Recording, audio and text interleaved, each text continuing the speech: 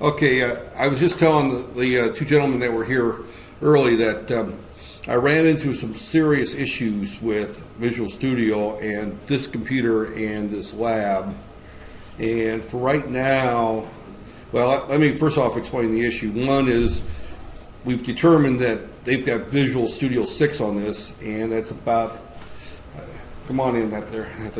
And Visual Studio 6 is about 8-9 years old. It's pretty dated, that there. And it appears they haven't bought a newer license, that there.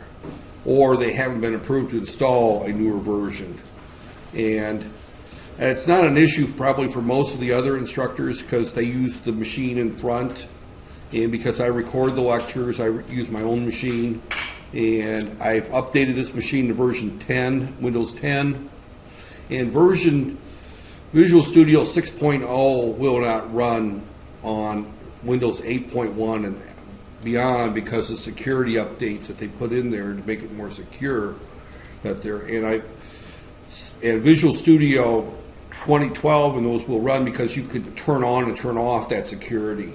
You know, I showed you when I was doing the demo that there. Version 6 doesn't have that capability. So getting it to run without changing the security within Windows 10, and I'm kind of reluctant to do that, to be honest. I'm very reluctant to downgrade the security of Windows just to run Visual Studio. So what I'm going to do is most likely, unless I find a better solution over the Eid holiday, is run my version on this machine. But I will go through a demonstration a couple times on this machine on how to run your programs. The code is exactly the same. It's just how you create the project and how the look and feel of the editor is slightly different. But the code and what I'm teaching in this class is exactly the same. I could be using a Linux machine and teach the same code here. It's just that the look and feel will be slightly different when I do my examples there. So it's just there. We won't do any. We'll probably do the first lab right after Ramadan, or right after Eid, right there. So I'm not going to do a lab today. We'll do our first lab the Monday afterwards. We'll go through and I'll either bring this computer up, or if I got Windows. I've got another laptop that I might be able to put Windows 7 on during the break and run 6 on that. It's barely fast enough to record, but I think I might be able to do that there. Well, the problem is memory. This has got 8 gig of RAM, and that's enough to run the recording software and the PowerPoint and that there. The other laptop I've got has only got 4 gig of RAM. That there, so it's the one that UniKL issued me that there. So I can record with it, but it's slow. So I might just use that one for a couple lectures, just simply there. But regardless, I'll get something working where I'll either use this computer, I'll put Windows 7 back on the UniKL computer there, or figure out a way to run Visual Studio 6 on 10 without that there. I could put a virtual machine on, but I don't have a lot of hard drive space to put 2 operating systems on. This has only got 256 gig SD RAM hard drive on it, so it doesn't have a lot of space that there. If I was using my home computer, I've got plenty of memory and plenty of hard drive space. That thing's huge to carry in. That there. So that's the problem I've got. So that's why even today's lecture, when I run the demos, it's going to be on Visual Studio. What version do I have on here? Visual Studio 2013. Okay, that there. So it'll be on Visual Studio 2013. I might as well bring that up. I'll need it later anyway. Right there. So they've, Visual Studio 2015's out now. And that there. Come on in, that there. I don't think the aircon's on in this room again. Right there. So I'm just going to jump into Chapter 2. And Chapter 2 is our first. I started it last time. I'm going to start from the beginning again. Right there. And we will again, I'm going to cover most of Chapter 2, or at least half of Chapter 2 today. I'm not going to use the full 2 hours that there, because if I use full 2 hours, everyone's going to be asleep anyway by the time I finish it. Right there. It's true, yeah. Well, this room's warm too, and I know that everyone's tired and sleepy, including mine, and my throat's already getting dry. Yeah, there. So that there, and I know most of you are heading back, what, tomorrow or Friday? Friday. Yeah, because my ICO people all say that they're heading back tomorrow. Yeah, they always seem to take an extra day over everyone else out there. So okay, out there. So just bear with me. I'll go through it. I'm going to run some demo programs today. I'm going to be running on Visual Studio 2013. As I said, at first it might feel a little awkward because the IDE I'm using is different than the one you'll be using, but the code is exactly the same. So everything, and trust me, you go out and you do any kind of work in industry, you're going to use, I use on a regular basis 3 different IDEs right there. I use the Visual Studio for this class, and my Visual Basic course, I use the Visual Studio. I teach Quartus, which uses the Altera software, or Quartus is the Altera software package for my VHDL class, and advanced digital, chip design course, teaching that there. I use the Silicon Labs IDE. I use the Silicon Labs IDE for teaching the 8051 microcontroller, and I use a 4th one from time to time if I teach a course. I have an online class I teach once in a while on the 6800 family, another microcontroller, and that's also in C, and I use the CodeWarrior IDE. So I bounce around from IDE all the time. That's there. So it's, once you've learned one, bouncing from one to the next one is fairly straightforward. That's there. So, matter of fact, if by default is a CodeWarrior, if I bring up a C program, it brings up a different IDE right there. So, and if I'm working with the 8051 in the microcontroller course or the microprocessor class, then I use the other, the Silicon Labs IDE. So I use 4 different IDEs on a regular basis right there. And they all behave very similar to each other.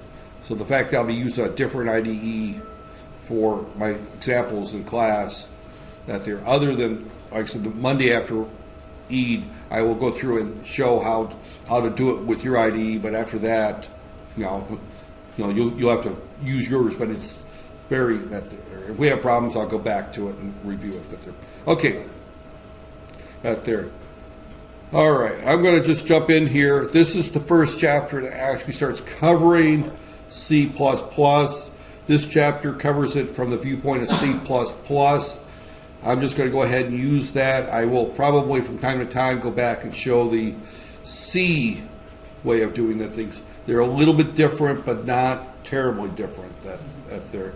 But just kind of at there.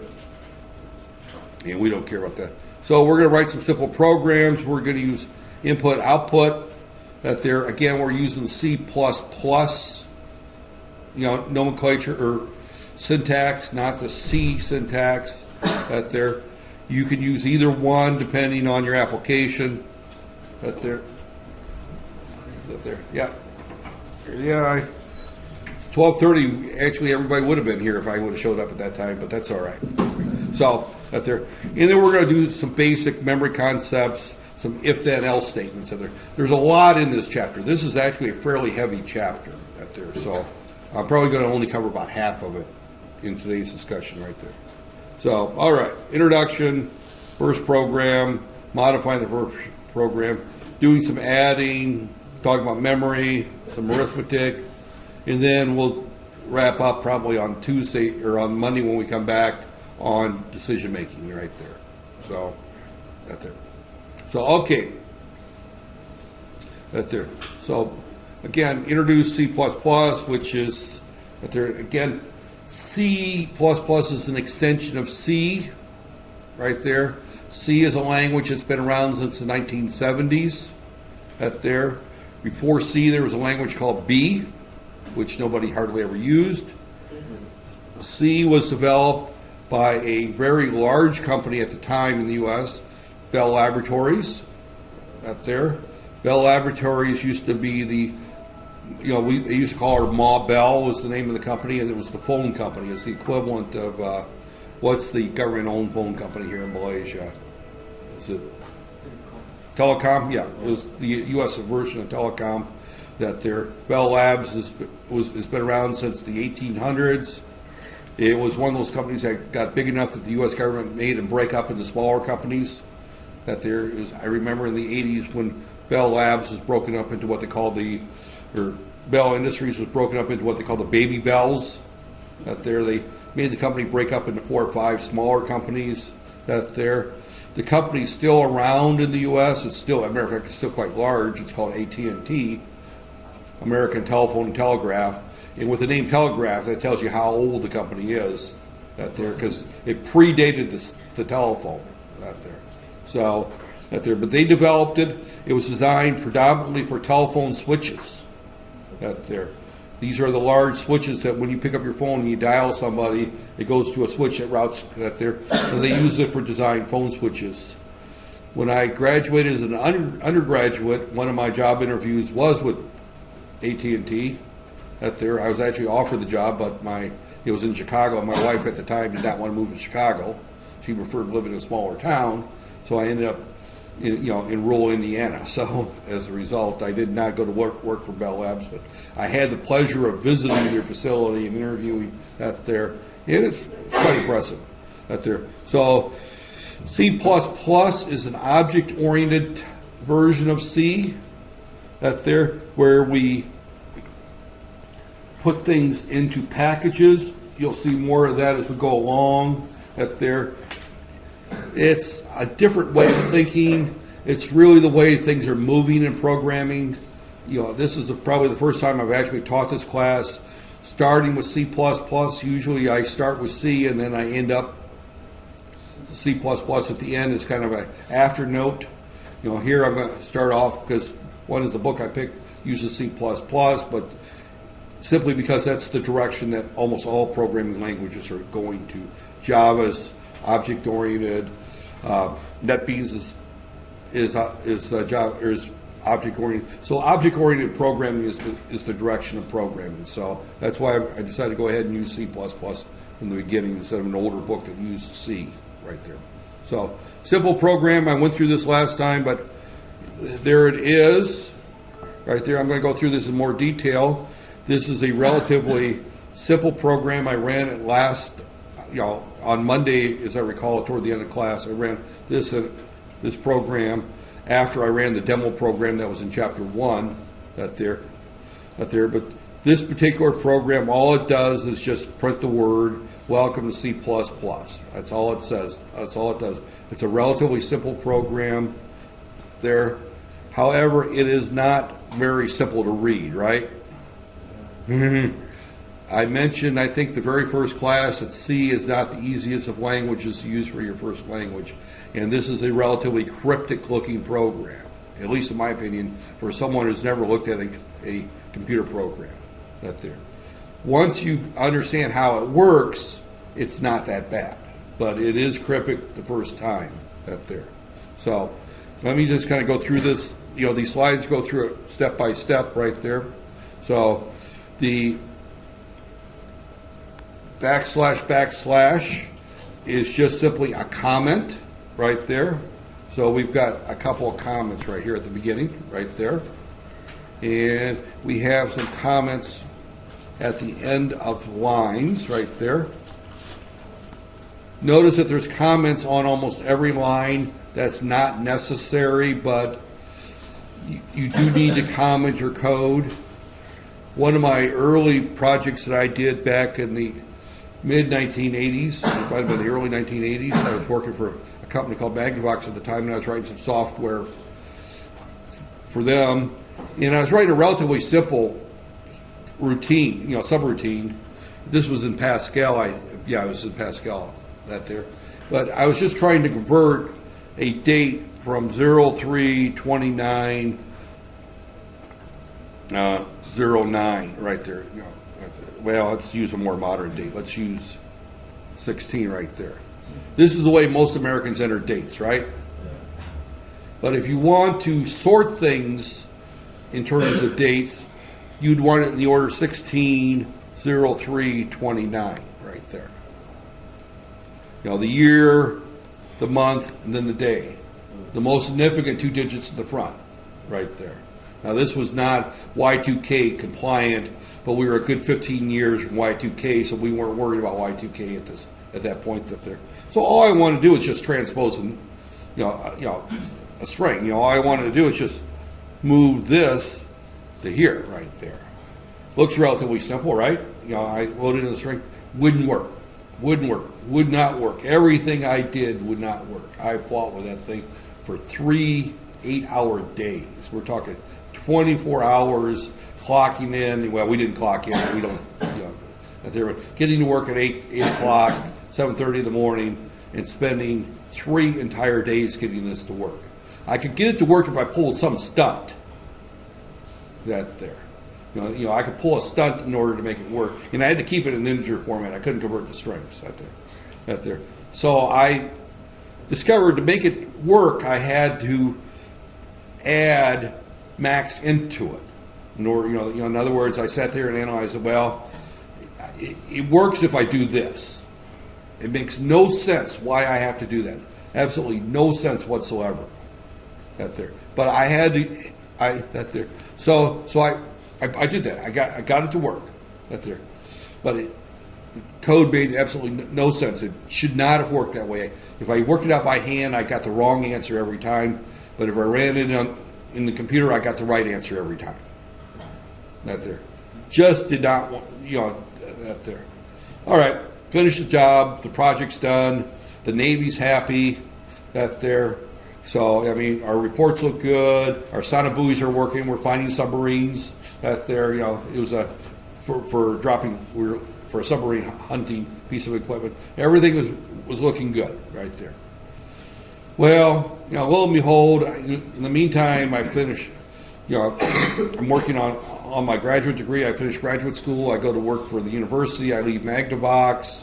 Out there, I'm still doing some consulting work for them, but, I think by that time, I wasn't, I think they downsized and I wasn't consulting for them anymore. The company was huge and then shrunk down, so a lot of the outside consultants quit working for them. It's like anything else. The full-time employees keep the work, and the outside people are the first ones not working anymore. And I was working for someone else at the time. I get this phone call probably, I want to say a good 7 years later. 7 years later. Well, something changed in the product out there. Something changed in the product out there. And so they had to go through and they had to modify part of the code. When they modified part of the code, and it was a pretty large program. We're probably talking 40, 50 pages of code right there. I mean, we're talking, I spent a good 6 months on this particular project. It was that there. So regardless that they had, and it was a simple change that there somewhere else in the code, but they had to recompile the entire program. That there. Again, no problem out there, right?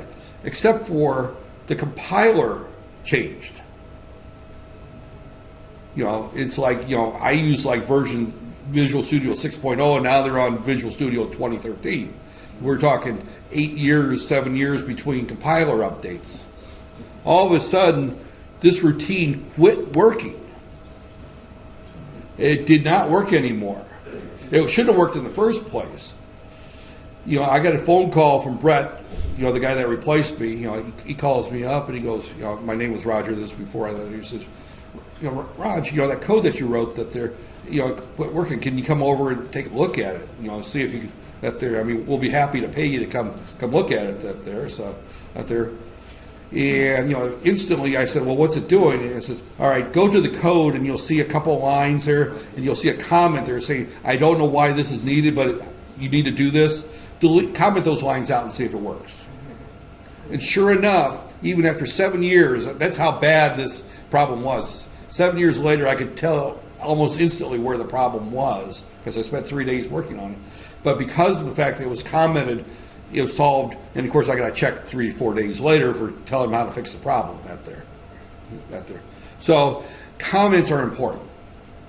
Comments are very important because you may not be the one going back and looking at your code when it quits working right there. Or you may not be the one that updates your code when something has to change right there. Or you may be the person and it's been 6-7 years since you've seen this code. You know, some companies, General Electric was big on that, which actually made a lot of sense. Magnavox didn't do it so much, but General Electric, when I was consulting with, I did some consulting work in a few summers with General Electric, and they build engine controls for jet aircraft engines. Actually, General Electric makes large jet engines for like Boeing 747, 787s that they're, General Electric and Rolls-Royce are the big engine manufacturers that they're, and they make, and I work, and their jet aircraft engine controls, design center and manufacturing plant was in the city where and I worked in their test equipment design group that there, and we used to, General Electric required that every piece of code be commented a certain way to a certain standard and placed into a common library for all programmers to go through and steal subroutines that they want to use for their code. So if anyone in this room ends up doing coding for a living, I would not be surprised if you don't run into a standard formatting procedure, and it makes perfectly good sense. I don't have one. I probably should have one that I assign that there. Yeah, I will have actually a standard header where you have to put your name and which class group you're in, your student number, so I know where to put the grade, that type of stuff that there. But I don't. But there, and along with a short description of what each subroutine does, we'll get into that in more detail. But this one particular one here, this is just say a text that there. That would not be adequate for that there. So the General Electric one, every subroutine had to have a list of all input variables, their types, and what they were and what they did, and all output variables, what they did that there, so that I could look at the headers and decide whether or not this function would work for me right there. So this particular program, and again, I'll just run it again right there. Right there. And as I recall, this was relatively challenging last time, but actually I don't think I needed that there. But new project. Again, you would go through the same steps. It's just the screens look differently with Visual Studio 6 right there. But there's a Windows console, and I'm just going to call it Hello World 3 right there. Okay, right there, console. Now this will be completely different because you won't have this screen here. This is the screen that keeps me from running Windows 6 or Visual Studio 6. It's because the security development lifecycle checks. I can turn that off at there. Visual Studio, they didn't have that as part of it at there. So, all right, finish right there. And everything else is pretty much the same here, except for here we hit source file, add new item right there. And I'm going to call this Hello World 3. Now, I typically name my project and my main routine the same name right there. There's no requirement that you do that. There's absolutely none. The reason I do it is because Cordis, which is the Altair, the Altair boards are at the back. You haven't had that there. You may not have that class here. You may have that class somewhere else. But the Cordis software requires that the project name and the top level design be exactly the same name. So that ID forces me to use the same name right there. This ID does not require that right there. So, and you got to remember to use the CPP right there. So, right there, this is that there. If you're going to do a C file, which we're not, I'll do that as a short little demo afterwards that there just show a little bit of a difference. I think I did that last time actually. Right there, add, right there, and right there, example program to just show how C++ works. Only prints hello world, right there. So that's your what it does. Then we're going to do an include. Include starts with the number sign, and we're going to include right there IO stream. Right there. Right there, we include the IO stream definition, and I'm going to just go back and look at my slide just to make sure I'm doing the same thing that they're doing. Include, yep. And then we're going to do int, and the slides will talk about that. Main, we don't pass anything to int, right there. We put in there, and all we're going to do is we're going to say standard C out. Right there, receives, this is your first attempt, right there. Now, you can also put in line right there. I think that's that there, and that doesn't look right, that there. I'll leave that for now. You need to put the semicolon that there. We'll talk about that later in this chapter, the end line, that there. Right there, that's all we have right there. And we return 0 right there. And that's our whole program right there. Right there. Now, the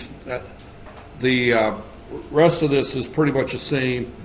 That there, we build it. And I'm just going to say build solution right there. And up, new line and constant right there. Where is that? Right there. Hello world. Oh, I got something that's not supposed to be there. Right there. So if you see a red squiggly line, that's where your error is, that there. And I also forgot to put a new line right there. So let's go through and try this again. Build, rebuild, build solution. And this time it succeeded. And to run, you start without debugging. And I think that may be different with Visual Studio 6. I'll have to look at that. I haven't used Visual Studio 6 for a number of years. So right there. And sure enough, there it works right there.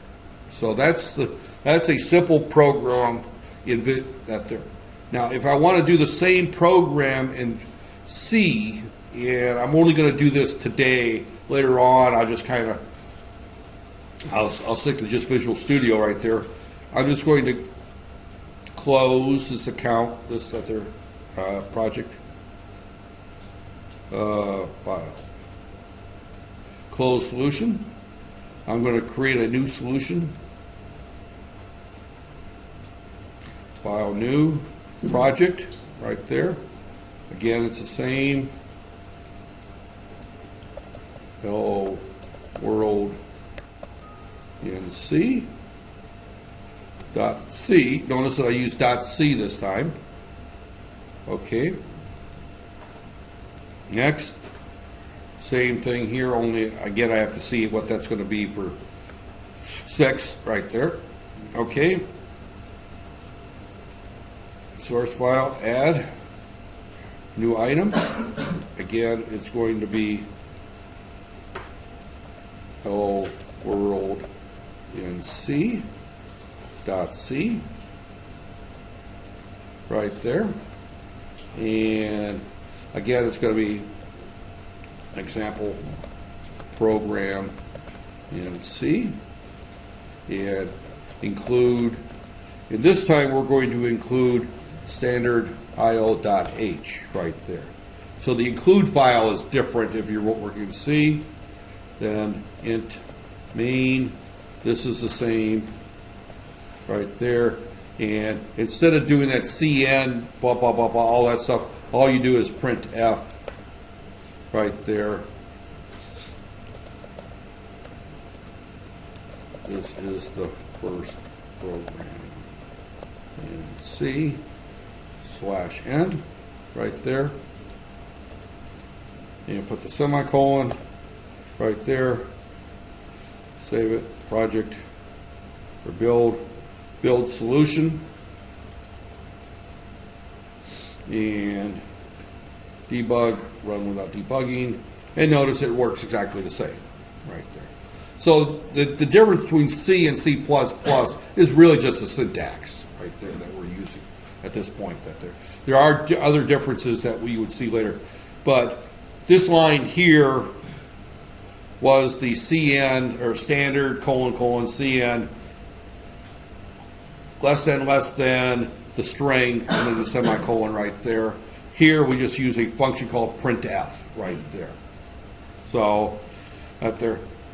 This is, to me, this is actually a little easier to read than the C++ for the first time.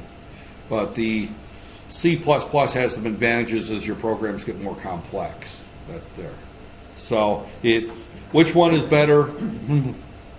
That there. I still use C probably 75% of the time because embedded systems tend to work better with just C, but large data types tend to work better with C++. That there. So, but again, going back to our slides right there, slideshow. Current slide. That's how this program works right there. But there, this kind of goes through the line that there.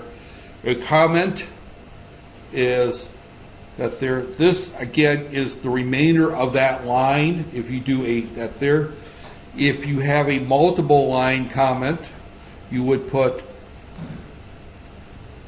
not the period, but that there. So quite often you would. The most common way that you will see people do that in that there is, if I had a large header, for example, here, that I wanted to make a comment, I would do this right here. This is a large multi-line comment right there.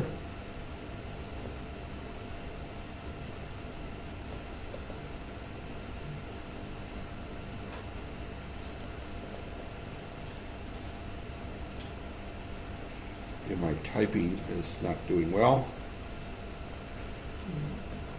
Right there. More lines.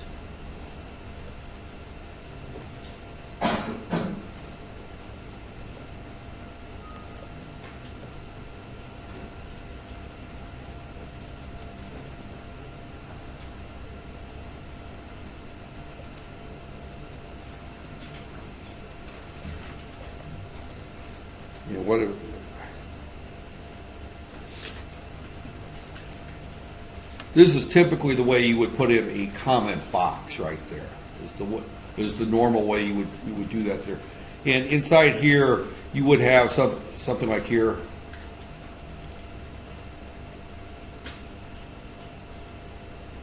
Name,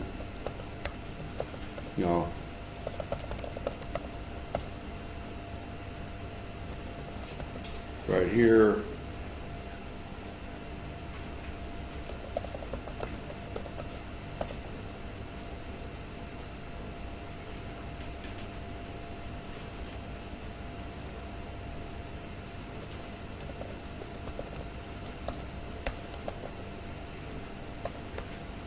Something like this right here. In other words, this would be what you would have as part of every program. You would put that there, and that's actually for my use. So when I grade it, I look at it and I know exactly who it is, what section they're in, in which assignment it is, but you would put something like this at the top of every program, for example, right there. And you would put that in a text box like this right here. So this is a standard type of comment box that you would see in almost any commercial program. Matter of fact, if I open file, and I go to documents, see how program examples,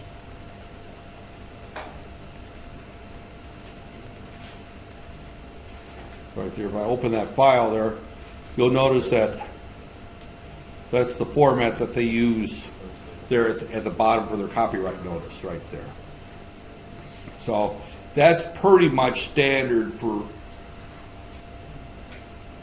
any file that you would have, and you would have one of those in every file. In this particular case, because I'm using something that came with a textbook and it's all copyrighted, they put a copyright notice at the end.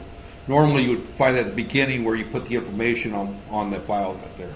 So going back to my PowerPoint right there, current slide right there. So we put that, so comments, and I mentioned comments are very important right there. This here is for the remainder of the line, so you can put that at the end of any line of code. Everything after that is just ignored by the compiler. Now, a mistake that some people will make is they'll put the /* and they forget the star dash at the end, which comments out the rest of the code. So you want to make sure that these come in a pair. And as you noticed, if I put in a /*, it automatically put in the star dash for me. That was one of the things that, I don't know if version 6 does that. I don't remember what version they started adding that there. But that was done because people were forgetting the ending. If I come up here and I put in if I delete this dash right here, notice that everything else turns green. Right there. I put the dash in, and then the rest of the code is up there. So if I take that dash out, and I tried to build this thing here, unexpected in a file, it just, there's nothing there. It's completely ignored. As soon as I put that dash back in, it works right there. So that little dash there is important right there. So, all right. Oh, I got this thing open twice. Oh, this is the slideshow. Okay. That there. Every good program should begin with a comment. And that there. And again, that's right there. The preprocessor are things that you want the compiler to do before it starts compiling the code. Right there. And those start with a number sign. That's where you find your includes. You may have multiple includes right there. If I go back to my C-only program, I might have right here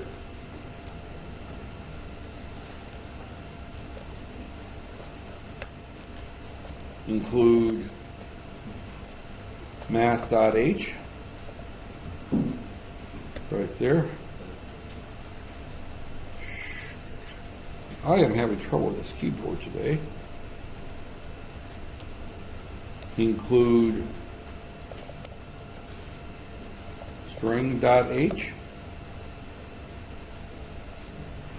and a whole bunch of libraries. These are all different libraries that we want to include at there. So there. Now if you're to do, now this doesn't work in the software, but if you're doing embedded systems, you might have something that looks like this org 5000 hex. Now that doesn't work with Visual Studio because that's for embedded. That would tell the compiler that you want the linker that you want to locate that code in that particular place in memory, right there. So that doesn't work in Visual Studio. You can't tell Microsoft where you want things to go in memory. You don't have that much control. But if you're doing code for a PIC microcontroller, a 8051, 68,000, any of the microcontrollers, that there you would actually be able to specify exactly where things go in code. That's also a preprocessor command right there. So, right there. So in this particular case, we're telling it that we want to include the contents of the input-output stream. Now, what that particular file is a bunch of function headers to tell the compiler that these library functions are sitting in the library, and the linker will go and get them later, so that the compiler knows what they're looking, that they're there, they're specified. These are the inputs, these are the outputs, and it just makes sure everything matches up. The compiler will not put that code in yet. It just looks to see that that they're there in the library. The linker will actually go and get them from the library and stick them into your final code right there. But there. So when compiling, that contains any information. So if you looked at that file, it would be a bunch of headers, and we'll see headers later on probably next week. That there. If you forget that line, you will get a linker error. You won't that there. You'll get an error saying that function, that function is not defined right there. So if I go back to my code and I comment out, and I'm doing a different one, but if I comment this out and I do a build, oh, that one worked. Okay. Right there. That one worked. It should have worked, but it worked. Yeah, that one worked. Let's close this one out and close solution. Open project. And I've been putting them on the desktop. Hello World 3. Right there.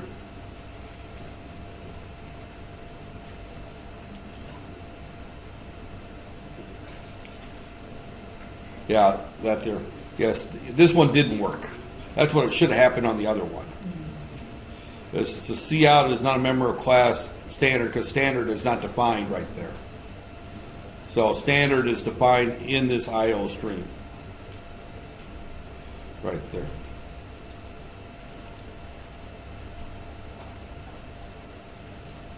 Right there. So if you forget that, you'll get an error saying that there. And a lot of times people will get these squirrely errors and they can't figure out what they are, and it's because they forgot to include some library right there.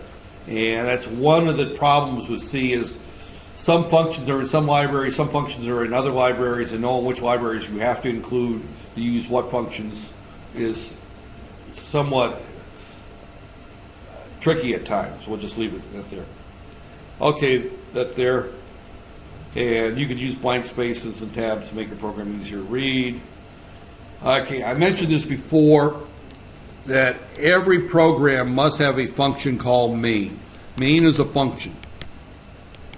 A function is everything in C is a function. If you use other languages, you might hear the word subroutine, you might hear the main program. Main is actually a function. Every program must have main in only one version of main. That's what this line here says. Exactly one function in every program must be named main. When they say the word exactly one function, means you cannot have two functions with the name main in the same program. Right there. Only one main. Because main is what when we run the program, that's where things start. Now, they may not end in main, but they're going to start in main. Right there. So, C functions begin at main. It doesn't matter what order your functions are in. Right there. I can have 20 functions in a file. And main can be the middle one. It can be the last one. It can be the first one. But main will be the first one called. Right there. So, the main returns a value, usually 0 or 1. It can return something other than 0 or 1. This is an integer, unsigned integer. And usually what it returns is an error code if it's other than 0. I'm not sure, I haven't tried doing it with it there, but if I tell this to return 5,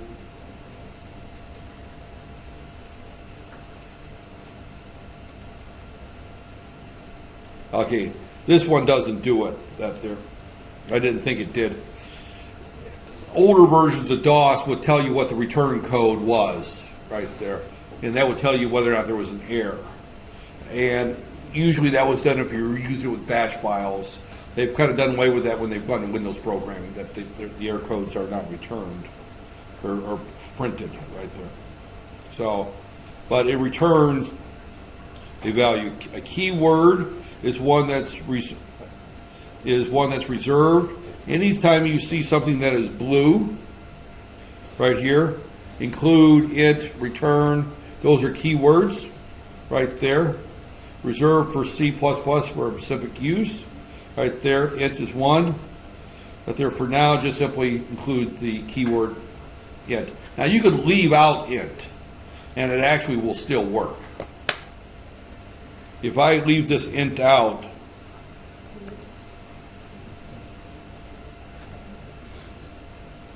oh, it does. Oh, they took the old versions used to. Boy, it's been a while since I did that. I guess you have to have it. Oh, you could use void.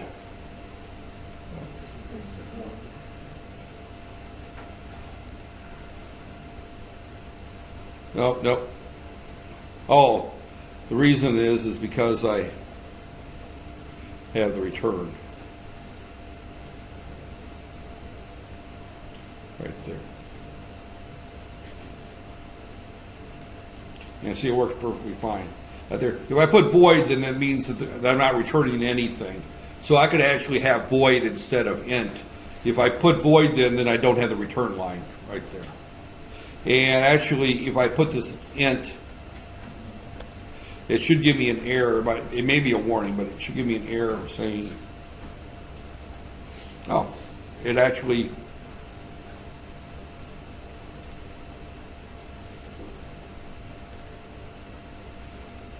Right there. So leaving the return line out doesn't hurt anything. Right there. Take it back to 0. So, but the int is required. You either need int or void right there. You need something there. It doesn't matter what it is really. Int is the standard, and return 0 is the standard. But again, you could leave the return out. It doesn't change. Doesn't hurt. It doesn't affect anything right there. So, okay.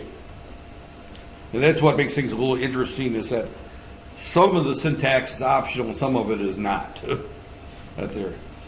You must begin the body, and every body, we'll be looking at this term body of code right there, has a left brace and a right brace. We'll be sticking in multiple cases like if, forget, and if then else statements, for next statements, all that. We'll be generating different bodies of code. So we'll be having these bodies of code that they're and matching up an ending and beginning brace is a interesting situation. People run into more trouble as their program gets complex because they begin a body of code, and I see people already dozing off that they're. It's warm in here too, isn't it? Is anybody else warm? Yeah. Okay. Yeah, it's about 9 o'clock, and we'll keep on going for another 10 or 15 minutes up there. Then I'm going to bail here. So okay, at there. So again, a statement is a line of code that tells what's going on. We have characters between the quotes as a string, a character string, or a string literal. You'll hear those three up there. Between double quotation marks and strings, right there. We almost all have to end with a semicolon up there. Preprocessors do not have semicolons, right there. Pretty much everything in your code has a semicolon at the end of each statement, right there. And I think you saw where I forgot a semicolon the first time, right there. I think it was this class. Common error, leave the semicolon out, right there. Indent the body that delimits it there. This is an important feature because as our code gets more complex, seeing these dents helps us line up these beginning and then ending braces right there. This particular piece of code right there, notice that I indented it right here. Now, if I had, say, for example, an if then else statement or a case statement, I would indent that one in. If I have a for loop, I would indent that there. If I have a while loop, that would indent that there. Because those all have a beginning and ending brace right there. And normally you would put that there, and when we get into those more complex ones, we'll see that there. That there. So the tab, that there, but tab stops there. They say 3 spaces per tab. If you go too many spaces, then as your code gets too complex, you get off the end of the line. So 3 spaces is pretty good right there. So first line, inputs and outputs, we did C out, that there, and now we're going to look at C in as a standard input stream, and C error is a standard error, which also belongs there. We won't talk about errors right there. So we've got the output, that there, we also got the insertion, that's what moves up there. The backslash is the escape character slash, that there for N. New line, right there. Here's a list of all the various escape characters. That's there if you want to print new line, horizontal tab, tab over, a carriage return, brings it back to the beginning of the line but doesn't go to the next line, turn on the bell, right there. So, for example, if I go back to my code here, Control Tab, Alt Tab, right there. If I put in a Control A in here,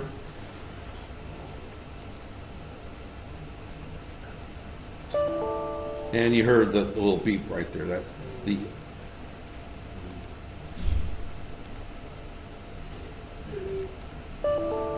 and what caused that beep is that /A.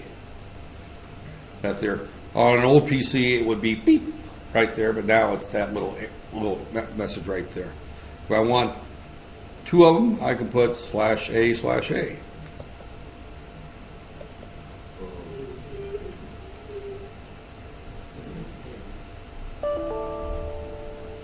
Oh, it didn't do 2 of them.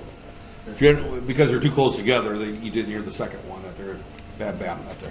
But again, going back to my list right there, that's the bell backslash.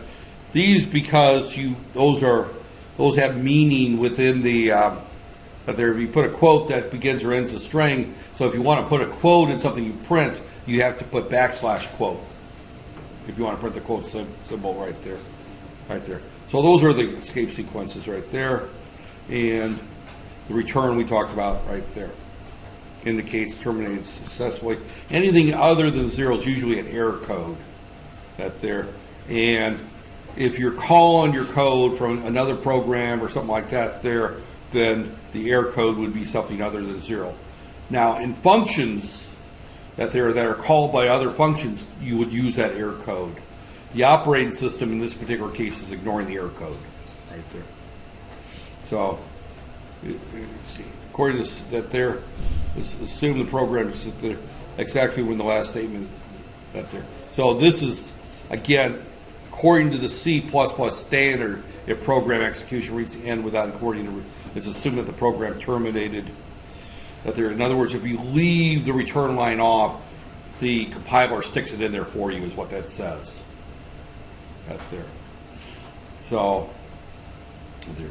Modifying that there, again, I'm going to kind of go through, I'm not going to go through those in great detail.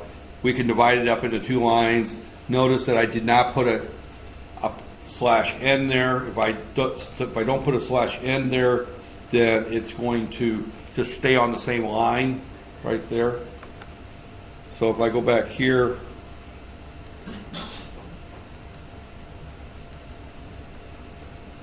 right there,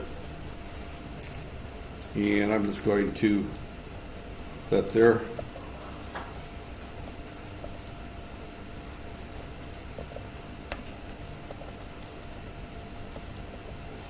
Right there. And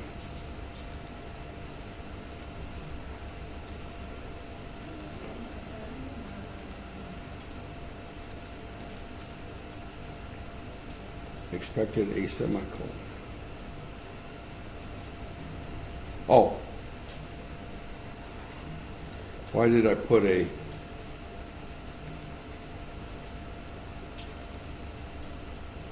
see, it just does the same thing right there. I could put a /n in the middle of that there.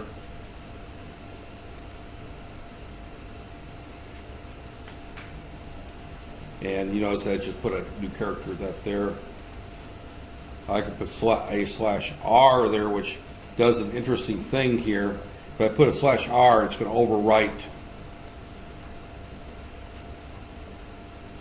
that there. You know, see, it completely messes up because it brings it back to the beginning of the line and starts overwriting what was at the beginning of the line right there. So that there.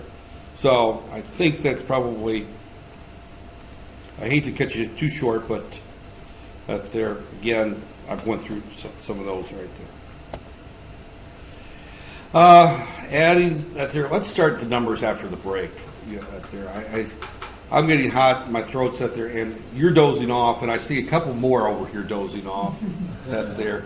And I'm sorry to say, but if I see at least a third, plus we got about a fourth of our students out here this morning that there. I noticed that. Not everyone did show up today. So I think some folks having problems with 8 o'clock classes. Well, we talked a good hour, and I started late, so okay.